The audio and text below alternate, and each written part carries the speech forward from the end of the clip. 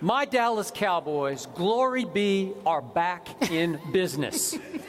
Now they have a bye week with which to get completely healthy for a game at his New York Giants 2 weeks from last night, which is just ahead of a Thursday showdown on Thanksgiving against the Philadelphia Eagles at Jerry World. Life is now good in Dallas, Texas again, thanks to as tough a quarterback as there is in the National Football League. That is one Tony Romo. You can rip and slash him all you want for his occasional blunders on the field, but when it comes to toughness, physical toughness, he just played with 2 cracked bones in his back. A game that his team desperately needed him to play, albeit against a below-average football team, but a dangerous one nonetheless, that had the 3rd most sacks in the National Football League coming into this game. And Tony Romo sucked it up, and he gutted it out after an overseas flight, and I didn't think he played just pretty well. I thought he played great yesterday. He was off to a little bit of a slow start. He looked a little stiff. He couldn't rotate into his throws. He had lost a little velocity maybe in the first quarter. But as his back warmed up, he was back, baby. What did he go? 20 for 27 for 246, 3 touchdowns, and 0 interceptions. And guess who else was back? His man, Dez Bryant, because Dez got his boy back yesterday. He got Romo back. The rapport was back. Why Brandon Weeden and Dez Bryant have 0 rapport, I don't know. They played together at Oklahoma State, but they have 0 rapport. And all of a sudden, Dez turned into Mega Dez yesterday. He ran as angry and as possessed as I've ever seen him run. It was as if his life depended on him getting the football after catch into the end zone, and he often carried 3 DBs with him. It was a pleasure to watch. And it was also a pleasure to finally have my offensive line back healthy and whole again. Doug Free was back. Ron Leary was back. And that line dominated the Jacksonville Jaguars, who barely touched Tony Romo until his final play of the game, in which he was finally sacked for the first time. Here comes a bye week, baby. I'm back. Thank you. Boo yourself. I'm finished. You can have the floor now. Go ahead. Try to undercut it. Try to ridicule it. Just a couple of notes. Yeah. Just a couple of notes, points of interest, ladies and gentlemen. Jaguars are the youngest team in the NFL. They do have a rookie quarterback. They play as many as 8 rookies on offense. They've been decimated by injuries in the defensive side of the ball. They're dead last in turnovers committed in the NFL with 22. They've got a turnover ratio of -11. In other words, they're pretty close to pathetic. And that's at home. We ain't even get to the fact that they got to travel overseas to play a game. So we take all of these things into consideration. And then we have to look at where we're doing the show from today. We're on a military base.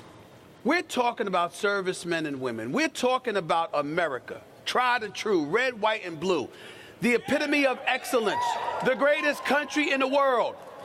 And America's team is the Cowboys? Yes. Yes. Let me get this straight. Because, yes. Excuse me, Thank you. I allowed Thank you you to for speak. acknowledging I did that. allow you to speak. I did allow you to speak. When we talk about America, are we talking about mediocrity? Of course we're not. But the Dallas Cowboys have 1 playoff victory in the last 17 years.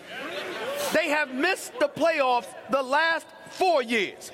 The last 3 years, they have been a walking piece of mediocrity, 8-8, 8-8, 8-8, having lost the final game of the regular season to the Giants, to the Redskins, to the Philadelphia Eagles. And not only have they lost the division, they've lost it to everybody in the division. So now, as we sit here, because they have finally decided to return to the land of respectability, they won a game. They go overseas, and Tony Romo is back. How is he back? Because he showed up against the Jacksonville Jaguars. Really? Really? Y'all are something else. I'm going to be nice it's today. Not y'all, I'm going to be nice.